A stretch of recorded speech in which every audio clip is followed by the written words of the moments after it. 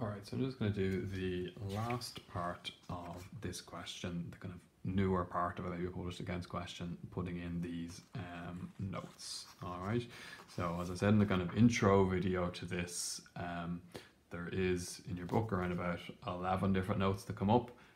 Some come up more often than others. I've got a spreadsheet there kind of tracking which ones come up more often. You're asked for about 5 every year. Of those 5, kind of there's 3 of them you're nearly asked for every year, and then a kind of rotating 2. But within that 2, some are asked more than others. You'll see that on the tracker. But I'll just go through the 5 that I'm asked for in this question. So first one I'm asked for is accounting policy notes for tangible fixed assets and stock. So a company, when it does its accounts, faces some decisions around how it accounts for buildings. So, for example, this company decided to revalue its building at the end of the year. So that's kind of a decision the company makes. They didn't just leave them in the accounts as 1.4 million, they revalued them at 1.5 million. The company decides that I'm going to depreciate them at 2% of cost per annum. Okay, that's a decision the company makes. So you're just disclosing how the company has decided to account for some things around fixed assets and also stock as well. So there's different ways you can value stock in the accounts. There's kind of a really common way of doing it, and then you can kind of depart from that. There's all sorts of complicated rules around that, but the stock note will be the same for us in every question. So it's just a line we need to learn off. Anyway, what do we put in for the accounting policy note? Well, we're going to disclose that the buildings were revalued. Okay, so accounting policy note, buildings were revalued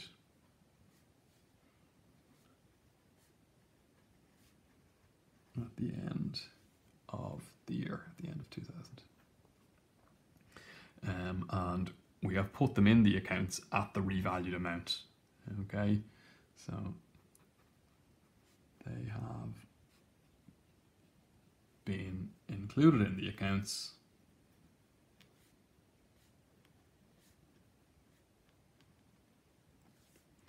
at their revalued amount. So we've put them in the balance sheet as the 1.5 million we revalued them to. Okay, sometimes in these questions, so the revaluation comes up all the time in these questions. Sometimes you'll have other assets as well. Okay, so you might have vehicles or you might have something else. Okay, you will just note then for those that say vehicles are shown at cost, office equipment is shown at cost. That's, I suppose, the alternative to putting it as revalued amount is just showing it at cost. All right, so you might have this and also vehicles are shown at cost. That's the other line you need to put in there. You just disclose how you're depreciating them So just here, I can maybe explain what depreciation is. The depreciation is calculated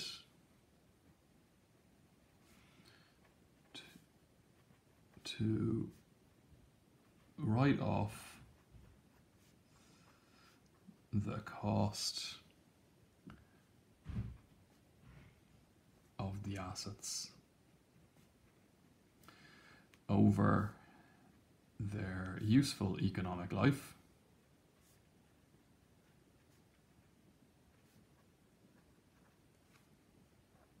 as follows.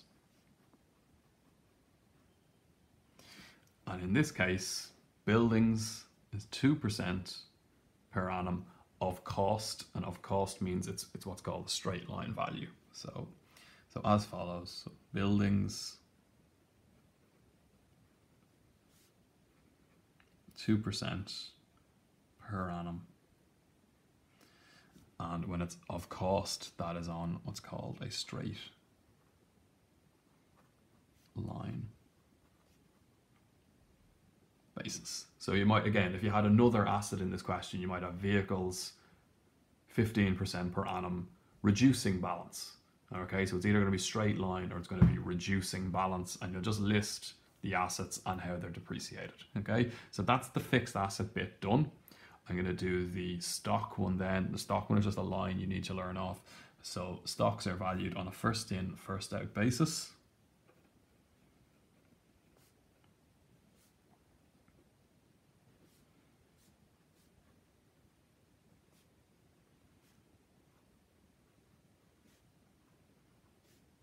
So first in, first out basis is a FIFO basis, okay?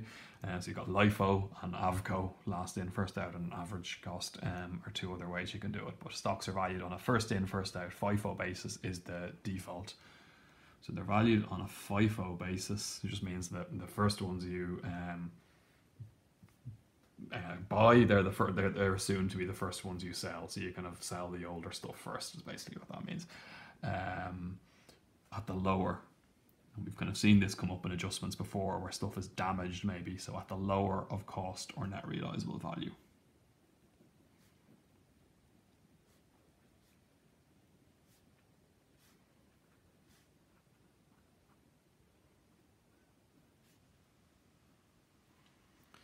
Okay, so the lower of cost or net realizable value, that's why when stuff gets, say, damaged in stock, we reduce it down to what we're going to be able to sell it for when it's lower than cost. Okay, so it's because of that policy. That's that one done. Okay, so it's quite wordy, but it's this thing about revaluing will come up, and then also you might just put in vehicles valued at cost. You put in the line about depreciation, how it's depreciated, and this line about stocks. You just learn that off. Okay, that's going to come up. Second one then is operating profit. Accounting policy, operating profit are two of the ones that come up every time. So this is just, you've got your operating profit in your profit and loss account, and then this is just disclosing some of the expenses that were taken away in coming to your operating profits. It's just a few of them you need to kind of draw attention to. So operating profit is arrived at after charging.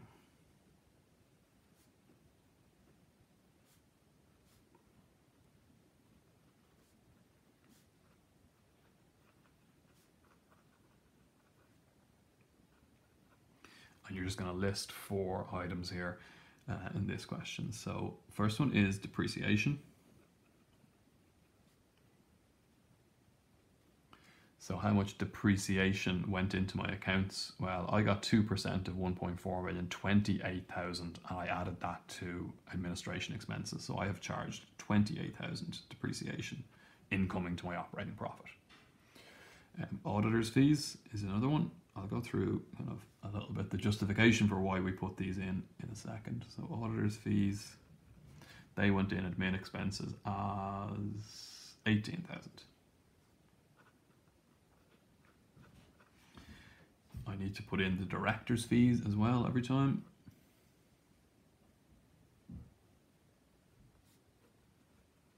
They were 160. And if depreciation goes in, what do I have here that's very like depreciation? The amortization of patents. So amortization. I should put in of patents. I should probably put in depreciation of tangible fixed assets there, or of tangible assets. But amortization of patents is, in this question, in my notes, 48,000. Okay, you don't need to total those or anything, they're just kind of discrete figures. It's just highlighting those numbers. Why? Well, I suppose depreciation and amortization, we decide how many years we amortize patents over. We decide what rate depreciation is charged at. They're not actual like outflows of cash. Okay, they're kind of accounting concepts, those two numbers. So we're just kind of highlighting these numbers are taken away in arriving at profits that aren't really kind of actual kind of cash expenses. All right, they're these kind of accounting fictions that we use to write off the cost of assets. So we're just kind of highlighting them there, that they've been subtracted and come into profits. Auditors' fees, well, I suppose the auditors issue a report with the financial statements saying the financial statements are fine and that they show a true and fair view of the company's financial situation. So someone reading those accounts is interested in how much money you're paying the person who's issuing this statement saying these accounts are fine. All right, so we kind of highlight the auditor's fees in them. The director's fees then, so the directors are the people who run the company. So we're interested in how much do they actually pay themselves out of the company. Okay, so there's all sorts of disclosures about directors that need to go into the financial statements because they're the ones making the decisions and running the company. So directors' fees is one of those disclosures that needs to be made. Okay, that one comes up every time, and it will be those 3 or 4 that come up every time that you need to disclose. The third one I'm asked to do here is the contingent liabilities. This is one of the ones that comes up from time to time. Doesn't come up every year, I would say. This one is fine. It's just a matter of maybe just writing this a little bit more succinctly. So contingent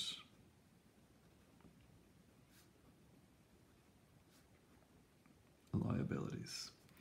So the contingent liability is just an amount we might have to pay out. All right, so contingent on something happening, contingent on us losing this case. So we just describe what's happened here. So the company, so the company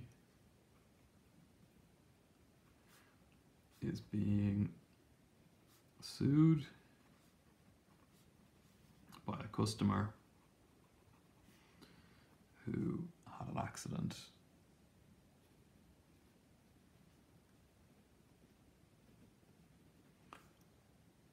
on its premises.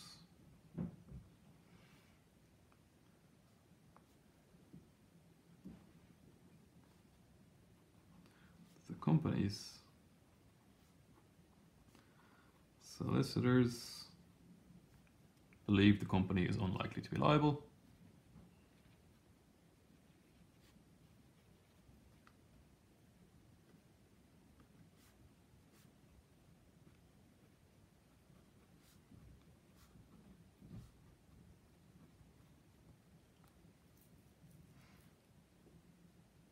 They have estimated any liability will be maximum 50 grand. So just write that down.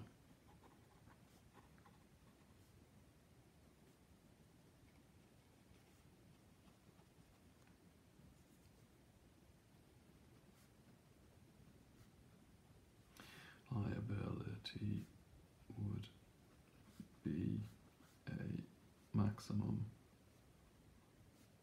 of 50,000.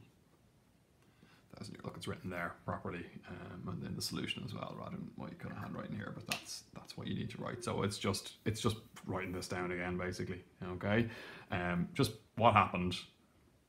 Do the solicitors think it's likely or unlikely, and estimate the liability. Okay, so just make sure they're in what happened, likely or unlikely, how much would the company have to pay. All right.